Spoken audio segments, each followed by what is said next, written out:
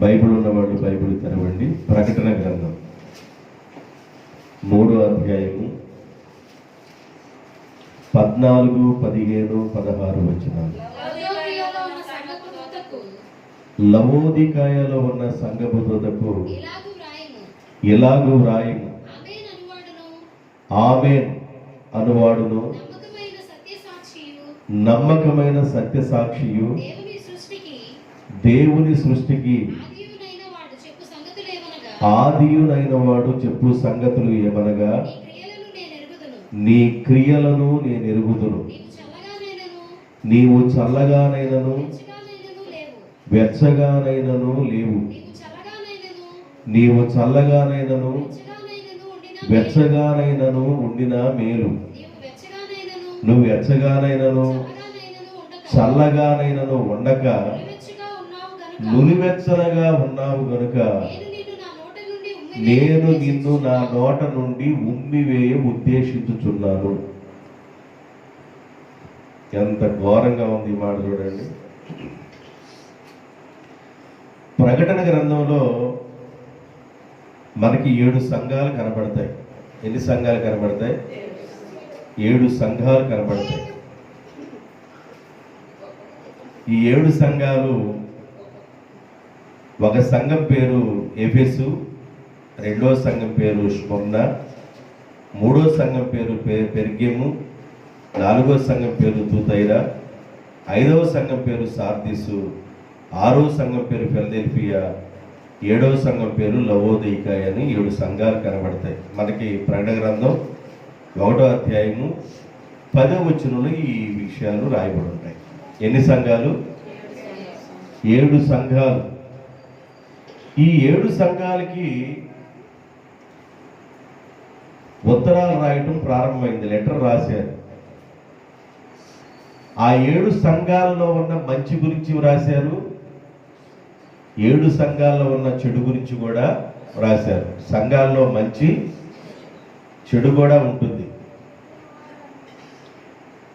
అయితే మనం చెప్పుకునే సంఘంలో, లవోదికయ అనే సంఘంలో ఏం రాయబడిందంటే, నీ క్రియలను నేను ఎరుగుదును, నీ యొక్క పనులేందో నాకు బాగా తెలుసు. నువ్వు వెచ్చగానైనా చల్లగానైనా లేవు. నువ్వు వెచ్చగానైనా చల్లగానైనా ఉంటే మేలు. నువ్వు వెచ్చగానైనా చల్లగానైనా లేక నులివెచ్చలుగా ఉన్నావు గనుక నా నోట నుండి ఉమ్ము వేయవలసి వస్తుంది అన్నాడు. ఉమ్మూసేటప్పుడు ఎట్ట వస్తారు? ఉమ్ము వచ్చింది ఎట్ట వస్తారు?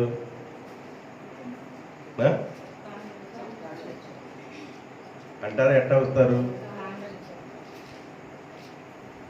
ఒకసారి మీరు నోట్లో దూయకుండా మామూలుగానండి, నోట్లో ఉమ్ము వేయకుండా మామూలుగానండి అంటారు కదా. అంటే దేవుడు కూడా అంటున్నాడు, నా నోట నుండి నేనేమేయాలనుకున్నాను. ఎందుకు ఇంత విషయాన్ని ఇంత ఘాటుగా మాట్లాడుతున్నాడు దేవుడు?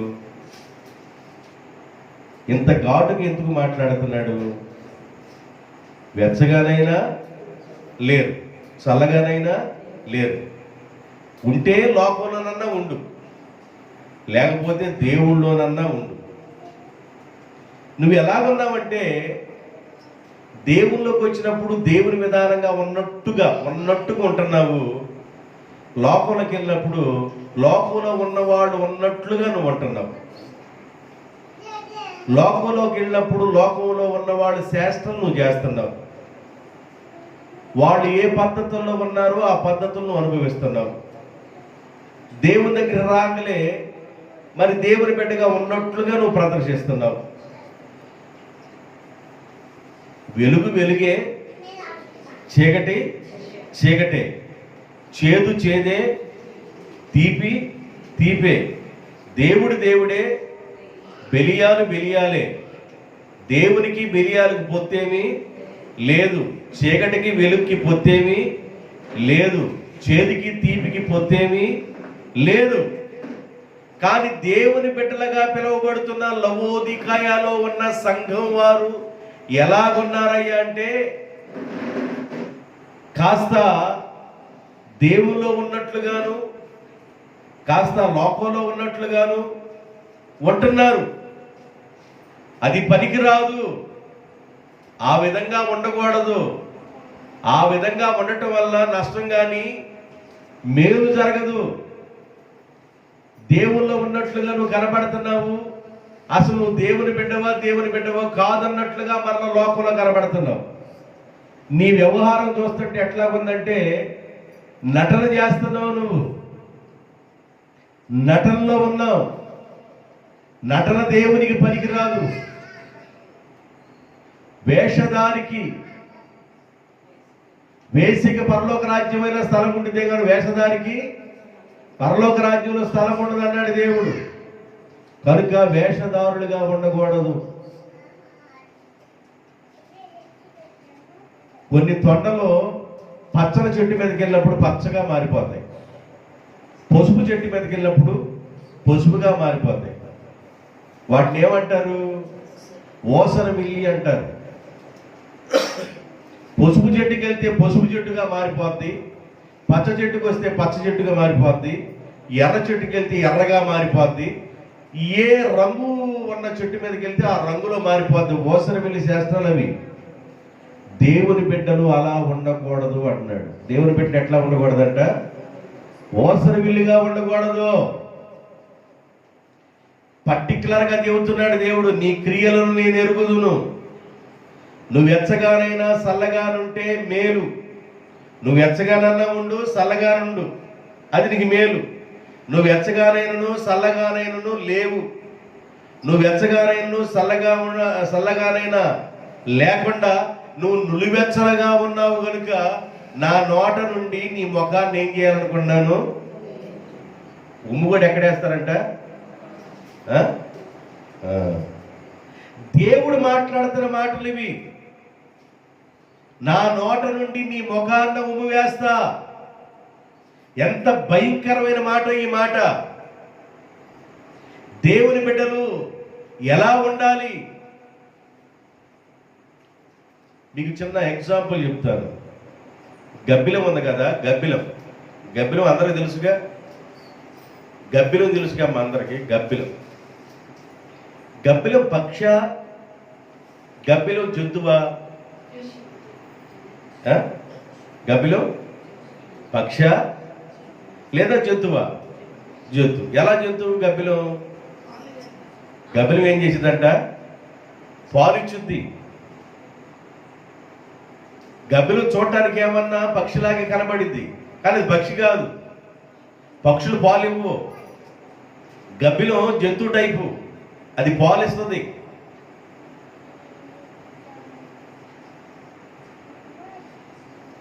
కొంతమంది పక్షులు లాగే ఉంటారు కానీ గబ్బిలాలు, పక్షులు పోలిన గబ్బిలాలు. కనుక దేవుని బిడ్డలు ఎలాగ ఉండాలంటే నులువెచ్చనగా ఉండకూడదు. ఉంటే వేడిగానన్నా దేవుల్లో మండుతూ ఉండు, లేదా లోకంలోనన్నా చల్లబడి కూర్చో. నువ్వు లోకంలో వంటల్లా, ఇటు దేవుల్లో వంటల్లా. ఉంటే దేవుల్లో కొద్దిసేపు ఉన్నావు, మరలా వెళ్తే లోకంలో కొద్దిసేపు వెళ్తున్నావు. రెండు విధాలుగా ఉన్నావు. రెండు పడవల మీద కాలు పెట్టున్నావు. డేంజర్ జోన్లో ఉన్నావు నువ్వు, అపాయములో ఉన్నావు నీవు. రెండు విధాలుగా నువ్వు జీవించకూడదు. ఉంటే లోకంలో ఉండు, లేదా ఉంటే దేవుల్లో ఉండు.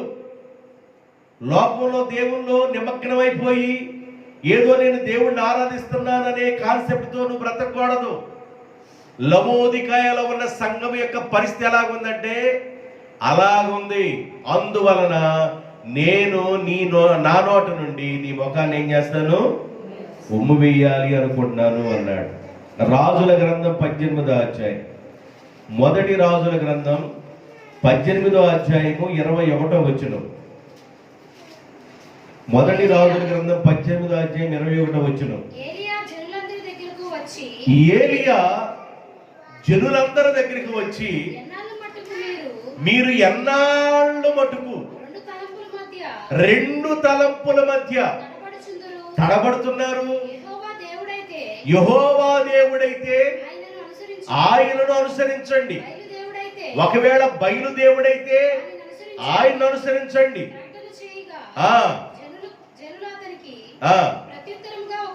ఎట్లా ఉన్నారంట? ఏలియా ఏమన్నాడు?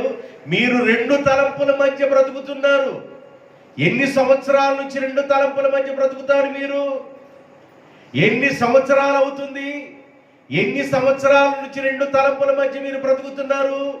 యెహోవా దేవుడైతే యెహోవాను ఆరాధించండి. ఒకవేళ బయలే దేవుడు అనుకుంటుంటే బయలును ఆరాధించండి. ఇటు బయలును ఆరాధిస్తూ ఇటు యెహోవాను ఆరాధిస్తూ రెండు పడవల మీద కాలు పెట్టబాకండి. మీరు వెచ్చగానైనా లేరు, చల్లగానైనా లేరు, నులివెచ్చలుగా ఉన్నారు. యెహోవా దేవుడైతే యెహోవాను ఆరాధించండి. ఒకవేళ బయలు దేవుడైతే బయలును ఆరాధించండి. మీరు దేవుణ్ణి ఆరాధిస్తూ ఉన్నారు, ఇంటికి వెళ్ళిపోయిన తర్వాత సైతాని కార్యాలు కూడా చేస్తున్నారు. చెల్లంగా వాడిని వదిలిపెట్టడం లేదు, సోది చెప్పేవాడిని వదిలిపెట్టడం లేదు, కోడిగుడి పస్తీయుడిని వదిలిపెడతం లేదు, చిలక పస్తీయుడిని వదిలిపెడతం లేదు.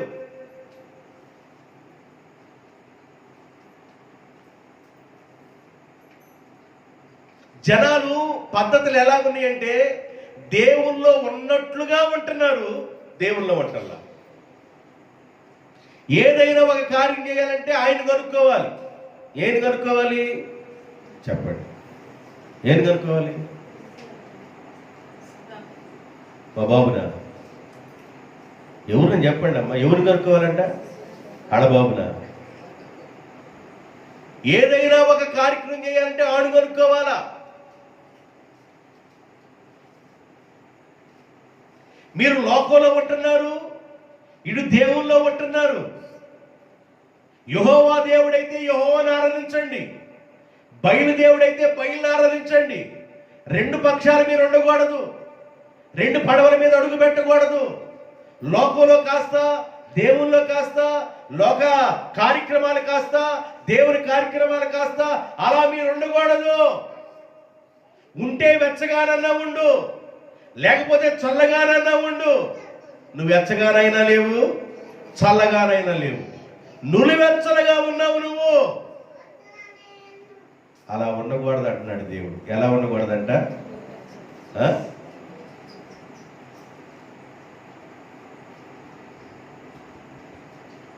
హలో, నేను ఒక ముఖ్యమైన కార్యం మీద వెళుతున్నాను బయటికి.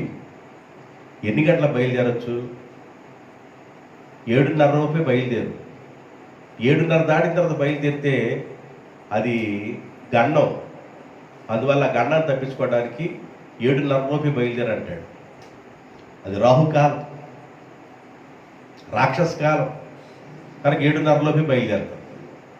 7:30 వెళ్ళినా మూతిపళ్ళు ఊడిపోతున్నాయి. 7:30 ఎదురు దెబ్బ తగిలి మూతిపళ్ళు మొత్తం ఊడిపోతున్నాయి. నువ్వు 7:30 తర్వాత వెళ్ళలేదుగా, 7:30 వెళ్ళేవుగా, మూతిపళ్ళు ఎత్తుకోండి. దవడ మీద ఎవరన్నా లాగి పట్టించారా?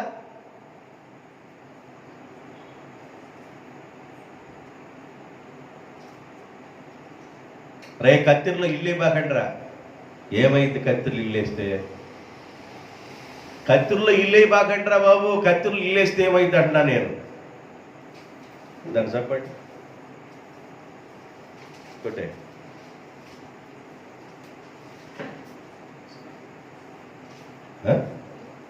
ఎవరికాడ బొల్లు తోలినట్టు తోలుతున్నారా?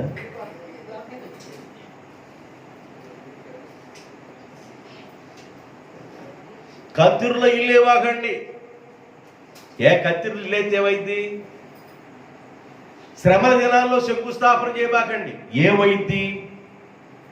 శ్రమల దినాల్లో శంకుస్థాపన చేసి, శ్రమల దినాల్లో స్లాబ్ వేసి, శ్రమల దినాల్లో ప్లాస్టింగ్ చేసి, శ్రమల దినాల్లో గృహప్రవేశం చేస్తే ఏమవుతుంది? ఏమి కాదు. ఏమైంది? ఏమైంది నీ బొంద? నీ అనుమానాలు తప్ప ఏమైంది నీ బొంద? అనుమాన పిశాచి తప్ప ఏమవుతాడన్నా నేను. బైబిల్ చెబుతుంది దేవుడు ప్రతిరోజును మంచిగా చేసెను. దేవునికి స్తోత్రం. హల్లెలూయా.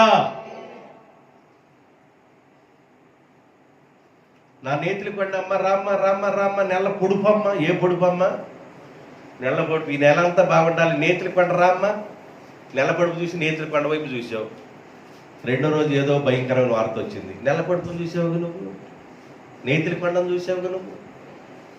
ఆ నెలంతా బాగుండాలిగా నీకు రెండు రోజుల్లోని వార్త ఏంది? ఏందన్నాను నేను? నులివెచ్చలుగా బ్రతకబాకు. నువ్వు వేడిగానైనా ఉండు, చల్లగానైనా ఉండు. నువ్వు వెచ్చగానైనా ఉండు, చల్లగానైనా ఉండు. నువ్వు వెచ్చగా లేక చల్లగా లేక నులివెచ్చలుగా ఉంటున్నావు. నులివెచ్చలుగా ఉండటం ద్వారా దేవుడు అన్నాడు, నేను నా నోట నుండి ముఖాన ఉమ్ము వేయలు వస్తుంది అన్నాడు. ఏలియా జీవించే కాలంలో ప్రజలు ఎలాగున్నారంటే ఇలాగే ఉన్నారు. రెండు తలంపుల మధ్య ఉన్నారు. ఒకటి లోకము, రెండు దేవుడు అన్నారు. ఒరే బాబు, యెహోవా దేవుడైతే యెహోవాను ఆరాధించండి, ఒకవేళ బయలే దేవుడైతే బయలును ఆరాధించండి. రెండు తలంపుల మధ్య ఎంతకాలం బ్రతుకుతారు మీరు? రెండు తలంపుల మధ్య రెండు పడవల మీద కాలు పెట్టి ఎంతకాలం మీరు జీవిస్తారు?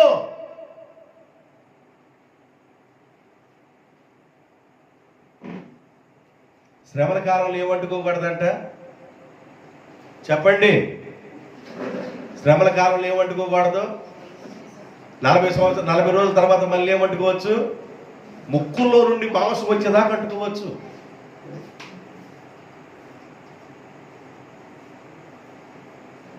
ఏ శ్రమల కాలంలో నీసు తినొద్దని ఇవ్వడానికి చెప్పాడా నీకు?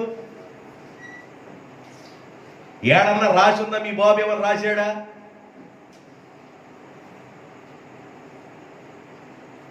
పాటించడం చాలా పద్ధతి, పెద్ద పద్ధతి, మామూలు పద్ధతి కాదు, మామూలు విషయాలు కాదు. ప్రియులారా, ఏమైంది నీకు పోయే కాలం?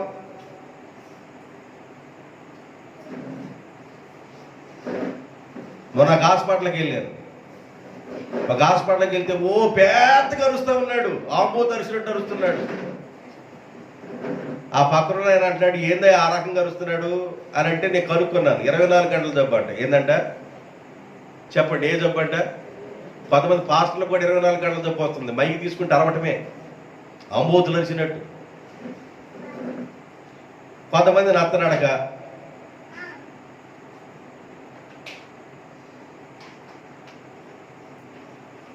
రెండు తలంపుల మధ్య నువ్వు ఎంతకాలం బ్రతుకుతావు?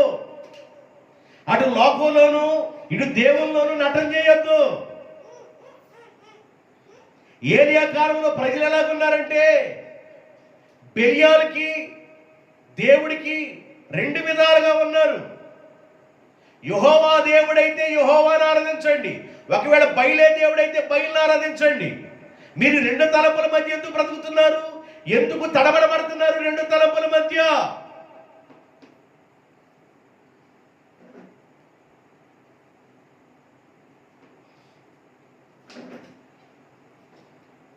ఏమే అబ్బాయి బాగాలేదంట, మరేం చేస్తావు? ఎర్రనీళ్ళు తీసి 3 బజార్లు కలిసిన తోట పోయి, ఏ నీళ్ళు తీసి చెప్పాలా? నీరంతా బయటికి రావాలా, చెడు నీరంతా. ఏ నీళ్లు తీసిపోయాలంట? ఎర్ర నీళ్ళు తీసి 3 బజార్లు కలిసిన తోట కాస్త ఎండుమిరకాయలు, కాస్త చిక్కెంటికలే బోరలో అంటారు చూసావా? చిక్కెంటికలు కాస్త ఎండుమిరకాయలు కాస్త తీసి 3 బజార్లు కలిసిన తోట పోయి, అంటే నీకున్న దరిద్రం ఉడుకోబట్టాలా? అదే నీ కాన్సెప్ట్. నీకున్న దరిద్రం ఎవడికో పట్టాలా? ఎవడో తగలాలా, ఎవడికో పట్టాలి నీ దరిద్రం. చాలా మంది ఎలాగున్నారంటే అటు దేవుల్లో ఉన్నారు, ఇటు లోకంలో ఉన్నారు. అటు దేవా అంటున్నారు, ఇటు సైతాని కార్యాలు కూడా చేస్తున్నారు. ఏలియా కాలంలో ఈ 2 రకాల ప్రజలు ఉన్నారు, ఇప్పుడు కూడా ఉన్నారని దేవుడు మాట్లాడుతున్నాడు. నువ్వు వెచ్చగానైనా ఉండు, లేదా చల్లగానైనా ఉండు. నువ్వు వెచ్చగా లేవు, చల్లగా లేవు, నులివెచ్చలుగా ఉన్నావు. భక్తి ఎలాగ ఉండాలంటే నులివెచ్చలుగా ఉండకూడదు, నులివెచ్చలుగా భక్తి ఉండకూడదు. ఆ మధ్య అడవులోకి వెళ్ళి అరవమన్నాడంట దేవుడు. జనం ఏమైనా ఉంటున్నారు, జనం ఉండరు, ఎదురు అడవులోకి వెళ్ళి అరవమన్నాడంట దేవుడు. ట్రైనింగ్ అడవులో ఇచ్చాడంట దేవుడు వాడికి. ఎదురు ఏమైనా జనం ఉండరు. వీడు మామూలుగా అరవడం అడవిలోకి వెళ్ళిపోయి భయంకరంగా అరుస్తున్నాడు. అడవిలో ఒక దొంగ మారు మనసు పొందాడంట. దేవునికి స్తోత్రం.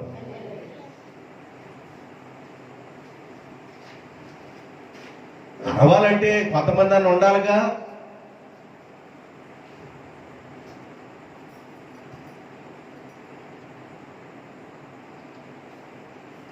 మామూలు విధానం కాదు. రెండు తలంపుల మధ్య బ్రతుకుతున్నారు గబ్బిలాల్లాగా. ఎలా బ్రతుకుతున్నారు చెప్పండి, ఎట్లా బ్రతుకుతున్నారు? రెండు తలంపుల మధ్య బ్రతుకుతున్నారు. ఓషియా గ్రంథం 7వ అధ్యాయము 8వ వచనం. ఓషియా గ్రంథం 7వ అధ్యాయం 8వ వచనం. ఎఫ్రాయిము, అందరూ చెప్పండి, ఎఫ్రాయిము అన్యజనులతో కలిసిపోయేను. ఎఫ్రాయిం ఎవరితో కలిసిపోయాడంట? అంతకుముందు ఎవరితో కలిసి ఉన్నాడు? అన్ని జనులతో కలిసిపోయాను అనడానికి ముందుగా అంతకుముందు ఎవరితో కలిసి ఉన్నాడు? ఎఫ్రాయిము దేవునితో కలిసి ఉన్నాడు.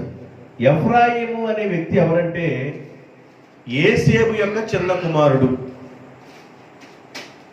యేసేపు ఐగుప్తి దేశంలోకి వెళ్ళిన తర్వాత, ఐగుప్తి దేశంలో యేసేపు రాజు అయిన తర్వాత, ఐగుప్తి దేశంలో యేసేపునకు పుట్టిన పిల్లలు మనష్షే, ఎఫ్రాయిము. మనష్షే పెద్దవాడు, ఎఫ్రాయిము చిన్నవాడు. మనష్షే పెద్దవాడు, ఎఫ్రాయిము చిన్నవాడు. అయితే ఈ ఇద్దరు పిల్లలు తీసుకొని యేసేపు వాళ్ళ నాన్న దగ్గరికి తీసుకొస్తాడు, యాకోబు దగ్గరికి తీసుకొస్తాడు.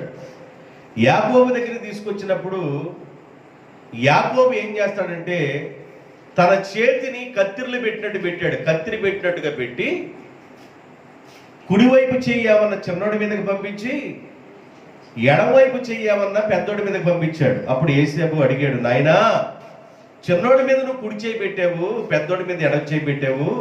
పెద్దోడి మీద కుడి చేయి పెట్టు, చిన్నోడి మీద ఎడం చేయి పెట్టినానా? అది పద్ధతి కదా నానా అని అడిగాడు. కాదురా, దేవుడు అన్నాడు పెద్దవాడి కంటే చిన్నవాడిని దేవుడు దీవిస్తానంటున్నాడు రా, ఎఫ్రాయిము గొప్పవాడు అవుతాడు రా అన్నాడు. దేవునికి స్తోత్రం. ఎఫ్రాయిం ఏమవుతాడు? అందుకని బ్లెస్సింగ్స్, కుడి చేతితో ఇచ్చే బ్లెస్సింగ్స్ అంట. ఆ బ్లెస్సింగ్స్ ఎవరికి ఇచ్చారు? ఎఫ్రాయిం మీదకి వెళ్ళిపోయింది.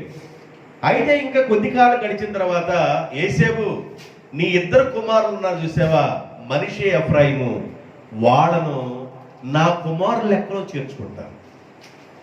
యేసేపు యాక్చువల్గా నువ్వు నా కుమారుడు, నీకు పుట్టిన బిడ్డలు నాకు మనవాళ్ళు, అయినా మనవాళ్ళను కూడా నేను కుమారుల లెక్కలో చేర్చుకుంటున్నాను.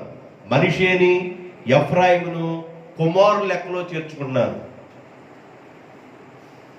యాకోబు యొక్క సంతానాన్ని గురించి మనం చదువుతున్నప్పుడు బైబిల్లో చివర్లో ఏం రాయబడిందంటే, రూబేను పెద్దవాడి దగ్గర నుంచి ఇక రాసుకుంటూ అక్కడ యేసేపు గోత్రాన్ని, లేవి గోత్రాన్ని తప్పించి ఆ రెండు గోత్రాల మధ్య ఎఫ్రాయిమును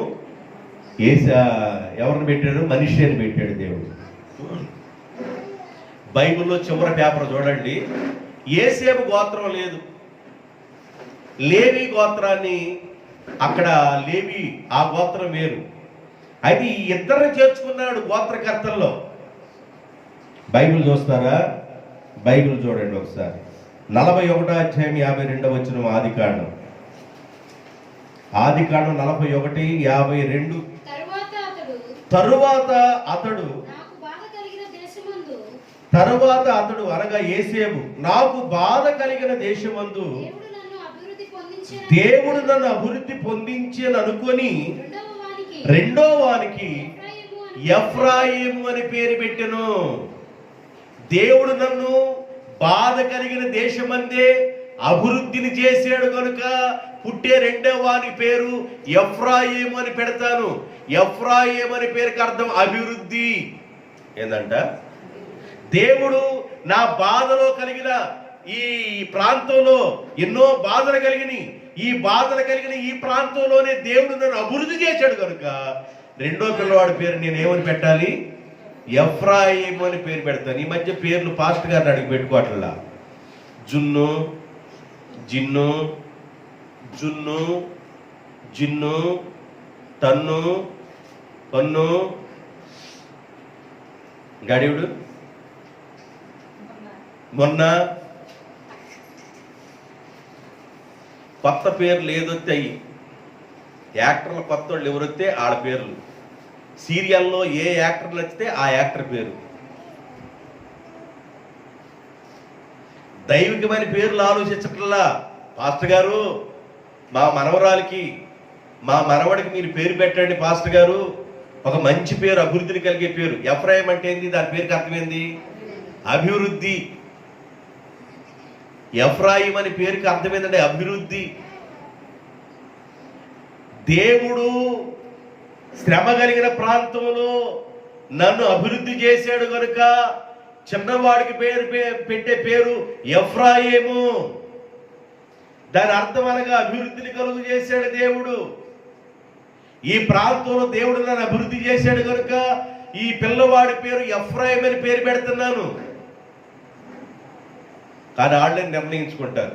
వాళ్ళే నిర్ణయించుకొని ఇష్టం వచ్చిన పేర్లు, మౌనిక, దీపిక, దీప, ఇంకో ఉంది కదా చెక్కదవళ్ళు ఉందిగా, ఎవరు ఏందమ్మా, ఎవరు ఏంది మర్చిపోయారు? అప్పుడే కరెక్ట్ చెప్పారు. మౌనిక, మౌనిక అత్త పేరు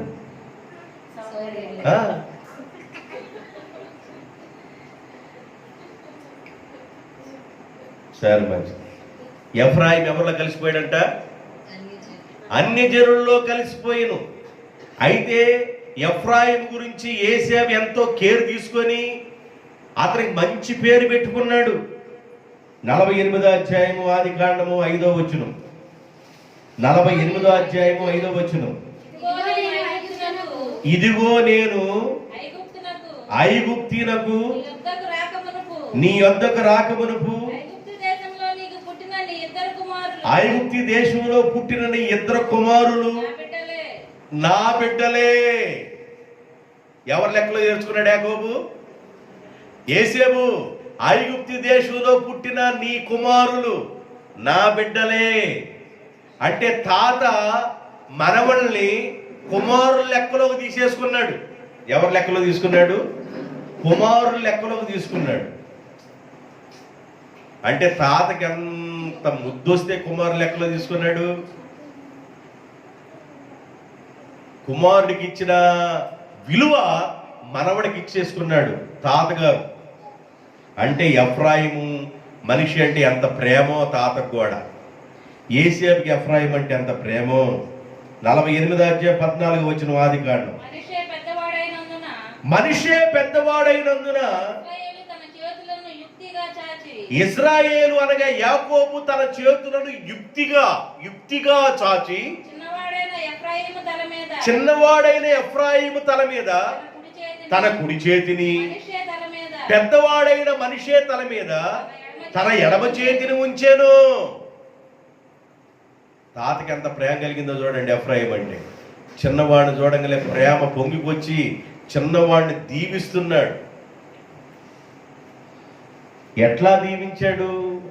ఇర్మియా గ్రంథం 31వ అధ్యాయం 20వ వచనం. ఇర్మియా గ్రంథం 31వ అధ్యాయం 20వ వచనం.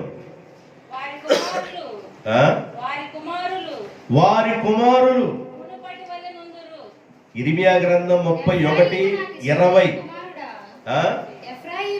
ఎఫ్రాయిము నాకిష్టమైన కుమారుడా, నా ముద్దు బిడ్డ.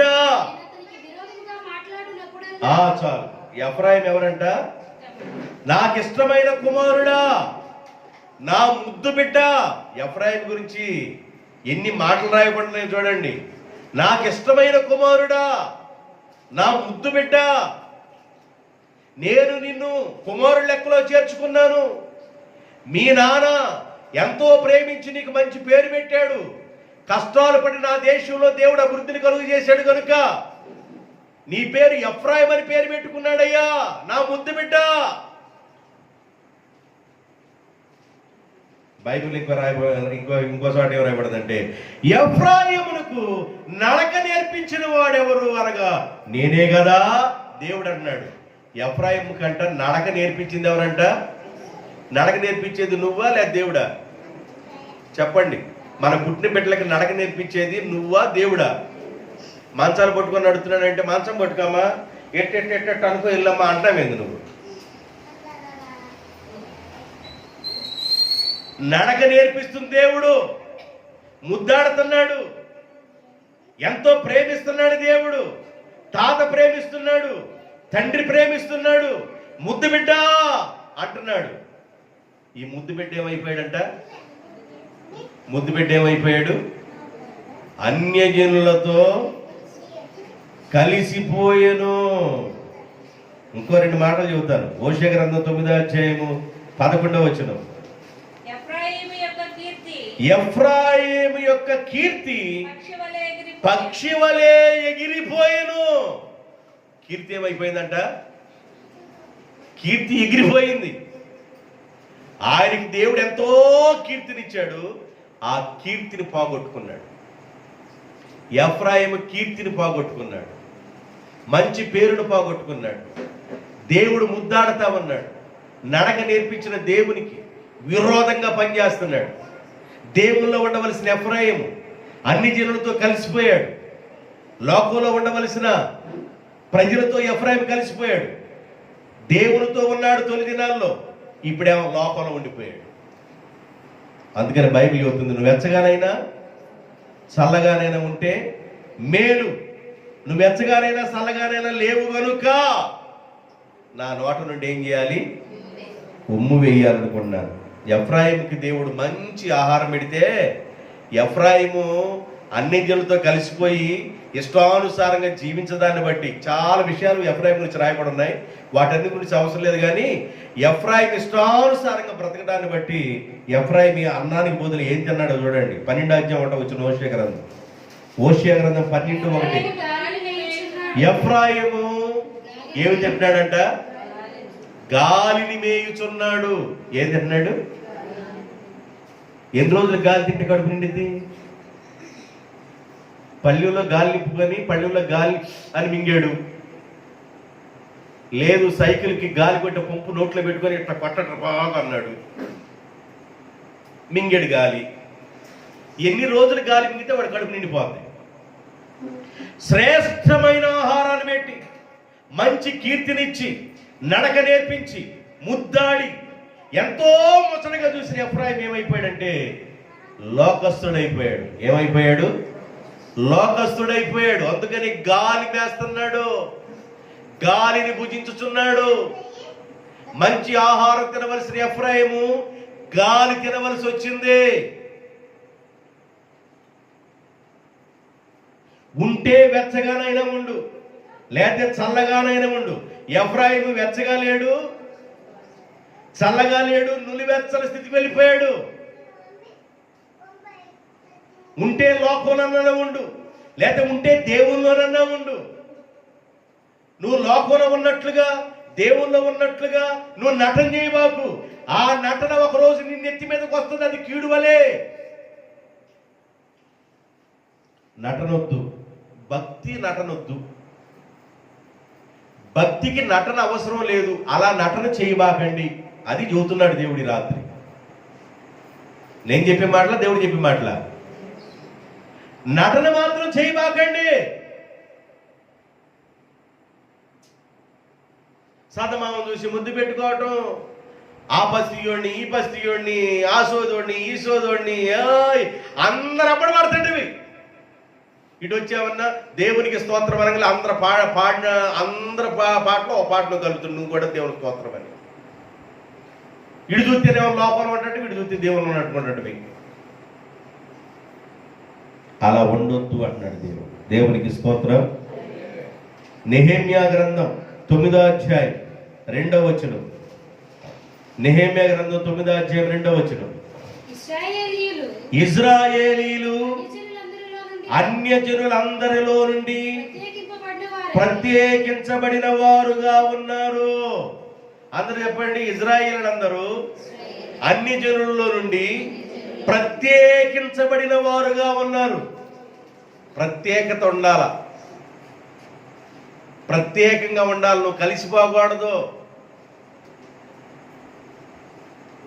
భక్తి తిరగమూతలు వేయకూడదు. అన్ని జనులందరిలో నుండి ప్రత్యేకించబడ్డారు ఇశ్రాయేలు, ప్రత్యేకించబడ్డారు. దాని గురించి అపోస్తుల గారి 2:40 రాయబడి ఉంది. అపోస్తుల గారి 2:40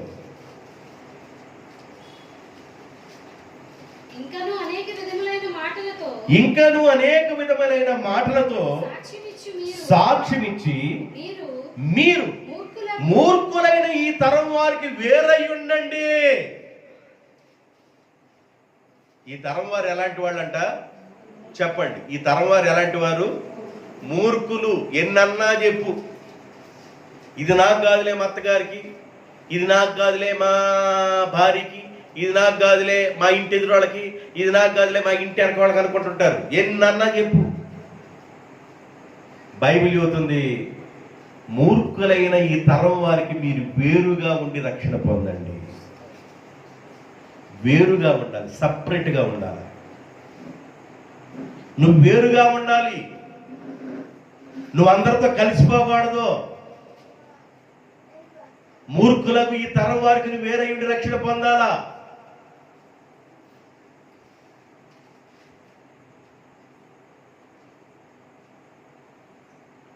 పండక్కి మైక్ సెట్ పెట్టారంట. పండక్కి ఏం పెట్టారు? మైక్ సెట్ పెట్టారంట. ఒక ఆయన వచ్చామన్నా దేవుని పాటలు పెట్టన్నాడు. ఇక నొక్కారట. నొక్కంగలే హృదయమే నీ ఆలయం క్రీస్తు అనే పాటలు వస్తున్నాడు. ఇంకోటి వచ్చి అది కాదు ఇంకోటి నొక్కన్నాడంట. తడికో తడికో తడికో తడికో తడికో తడికో తడికో తడికో అని ఇంకోటి వస్తుందంట. ఏమవుతుంది? అది ఏ ప్రార్థన పెట్టిన మైక్? అది చెప్పండి అమ్మా, ఏ ప్రార్థన పెట్టిన మైకు? ప్రార్థన కోసం పెట్టిన మైక్ అది. ప్రార్థన కోసం పెట్టిన మైకులో హృదయమే నీ ఆలయం క్రీస్తు అని ఒకటి వస్తుంటే, ఆ తర్వాత తడికో తడికో తడికో తడికో తడికో తడికో, నీ ఇంటెనక నా ఇంటెనక నీ ఇంట.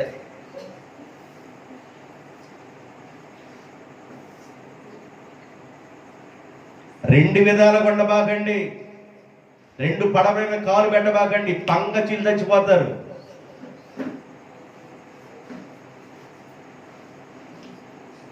ఉంటే దేవుల్లో ఉండు, ఉంటే లోకంలో ఉండు, ఉంటే వెలుగులో ఉండు, లేకపోతే చీకట్లో ఉండు.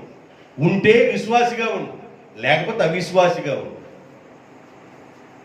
విశ్వాసి అవిశ్వాసికి పొత్తు లేదు. వెలుగుకి చీకటికి పొత్తు లేదు. దేవునికి బెలియాలకి పొత్తు లేదు. వెలుగుకి చీకటికి పొత్తు లేదు. కాబట్టి అన్నీ ఒకటేనని ఏకరాశిగా నువ్వు చేయొద్దు. వేరయ్యుండి రక్షణ పొందండి. ఇశ్రాయేలు అన్నిల్లో నుండి ప్రత్యేకించబడిన వారై ఉన్నారు.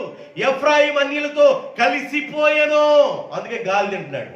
ఏం తింటున్నాడు? ఎఫ్రాయిం ఏం వేస్తున్నాడంట? గాలి భుజించుచున్నాడు. అలా ఉండకూడదు అంటున్నాడు దేవుడు. అలా ఉండకూడదు. దేవుని బిడ్డలారా, ఈ రాత్రి దేవుడు మనతో మాట్లాడుతున్నాడు. ఉంటే దేవుల్లో మండుతూ ఉండు, లేకపోతే ఆరిపోయి కూర్చో.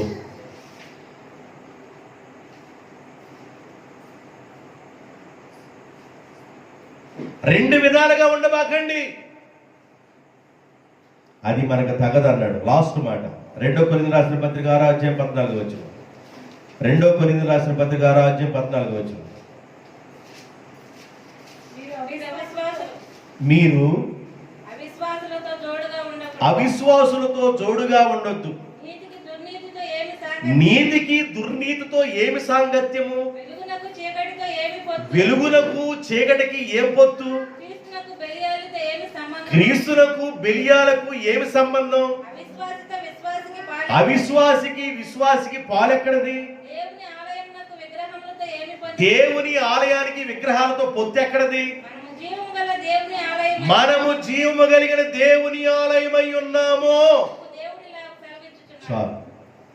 మనం ఎవరు అంట? మనం జీవము కలిగిన దేవుని ఆలయము. ఆలయం అంటే ఎక్కడో ఉందనుకో, 4 గోడలో ఒక స్లాబు, దానిపైన శిలువ, దానిపైన రెడ్ లైట్ ఎలగటం, ఇవి కాదు ఆలయాలు. నీవే ఆలయము. మనము జీవము కలిగిన దేవుని ఆలయమై ఉన్నాము. నీవు దేవుని ఆలయం అయి ఉండగా మరి వెలుగుతో నీకు పొత్తు కానీ చీకటితో నీకు పొత్తు ఎక్కడది? విశ్వాసతో నీకు పొత్తు కానీ అవిశ్వాసతో నీకు పొత్తు ఎక్కడది? నీతితో నీకు పొత్తు కానీ దుర్నీతితో నీకు పొత్తు ఎక్కడది? అలా ఉండకూడదని క్లియర్గా దేవుడు పక్కాగా చెప్తున్నాడు. లవోదికాయలో ఉన్న సంఘానికి ఇలాగ వ్రాయము, నీ క్రియలను నేను ఎరుగుదును. నీ క్రియలు నాకు బాగా తెలుసు. నువ్వెచ్చగానైనా చల్లగానైనా ఉంటే మేలు, నువ్వెచ్చగానైనా చల్లగానైనా లేవు, నువ్వెచ్చగానైనా చల్లగానైనా లేక నులివెచ్చలుగా ఉన్నావు కనుక నా నోట నుండి నీ ముఖాలను నేను ఏం చేయాలనుకున్నాను? అలా ఏపించుకోకుండా బడా నమ్మకమైన మంచి దాసుడా, బడా నమ్మకమైన మంచి దాసురాలు అనుకునేటట్లుగా దేవుల్లోనే ఉంచండి. రెండు కాళ్ళు దేవుల్లో ఉంచండి. ఒక కాలు లోకంలో, ఒక కాలు దేవుల్లో ఉంచబాకండి. అది అపాయము, డేంజర్ జోన్లో ఉన్నట్లు. అలా ఉంచబాకండి. ఉంటే దేవుల్లో మండుతూ ఉండు, లేక ఆరిపోయినన్నా కూర్చో, నటన చేయొద్దు. దేవుడి మాటలను మన వినికిడిలో ఆశీర్వదించునుగాక. తలలు వంచండి, ప్రార్థన చేద్దాం.